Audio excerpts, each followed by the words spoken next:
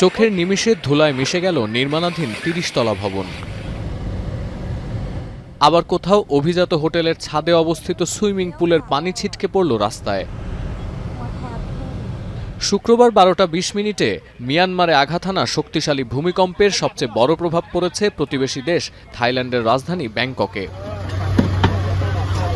Reuters জানায়, স্থানীয় সময় দুপুরে থাইল্যান্ডের চাচুচাক ডিস্ট্রিক্টের ওই বহুতল ভবনটি ধসে পড়ে।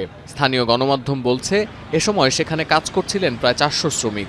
ভবন ধসের খবর ছড়িয়ে পড়ার সাথে সাথে ঘটনাস্থলে উপস্থিত হন উদ্ধারকর্মীরা। পুরো অঞ্চলটিকে ইমার্জেন্সি জোন হিসেবেও ঘোষণা করা হয়েছে। ভূমিকম্পের জেরে ব্যাংককে জারি করা হয়েছে জরুরি অবস্থা। সাময়িকভাবে বন্ধ রাখা হয়েছে ব্যাংককের স্কাই ট্রেন পরিষেবাও। চাকচুক ছাড়াও ব্যাংককের বিভিন্ন প্রান্তে ভূমিকম্প আতঙ্কে দিশেহারা হয়ে পড়েন স্থানীয়রা। ধাক্কাধাক্কি করে নেমে আসেন রাস্তায়, দিকবিদিক শূন্য অবস্থায় ছোটাছুটি করেছেন কেউ কেউ।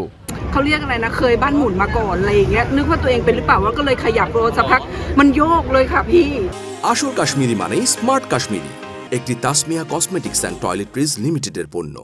ব্যাংকক মূলত থাইল্যান্ডের বাণিজ্যিক এলাকা হওয়ায় সবচেয়ে বেশি আতঙ্কে পড়েন বহুতল ভবনের কর্মীরা। বিপদ এড়াতে অফিস ছেড়ে বাইরে বের হয়ে আসেন ব্যাংকক রেডক্রসের কর্মকর্তারাও।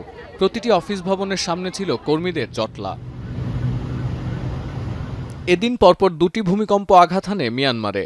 ভূতাত্ত্বিক জরিপ সংস্থা ইউএসজিএস জানায়, ৭.৭ মাত্রার ভূমিকম্পের ১২ মিনিট পর মিয়ানমারের মধ্যাঞ্চলে আঘাত হানে ৬.৪ মাত্রার আরও একটি ভূমিকম্প। আন্তর্জাতিক গণমাধ্যম বলছে, ভূমিকম্পের কেন্দ্রস্থল ছিল মিয়ানমারের সাগাইন রাজ্য থেকে ১৬ কিলোমিটার উত্তর ও উত্তর পশ্চিমে এবং ভূপৃষ্ঠ থেকে অন্তত ১০ কিলোমিটার গভীরে।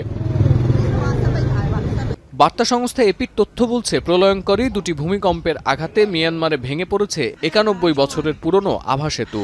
মধ্যাঞ্চল ও রাজধানী নেইপিদোর বেশ কয়েকটি গুরুত্বপূর্ণ সড়কে সৃষ্টি হয়েছে ফাটল। ভবনধস ও ছাদ ভেঙে পড়ার খবরও মিলেছে কোথাও কোথাও।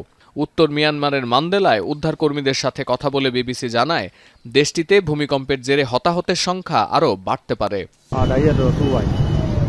এদিকে মিয়ানমার ও থাইল্যান্ড ছাড়াও ভূমিকম্প অনুভূত হয়েছে চীন, নেপাল, ভারত ও বাংলাদেশে। ভূমিকম্পের আঘাতে চীন সীমান্তবর্তী তিব্বতে অন্তত ২০০ মানুষ আহত হয়েছে বলে জানাচ্ছে মার্কিন সংবাদ সংস্থা দ্য সান। আর চীনের সিগার্টসে শহরে আহত অন্তত ১৫০ শতাধিক মানুষ। সতীর্থ কর্মকার, এখন বিশ্ব।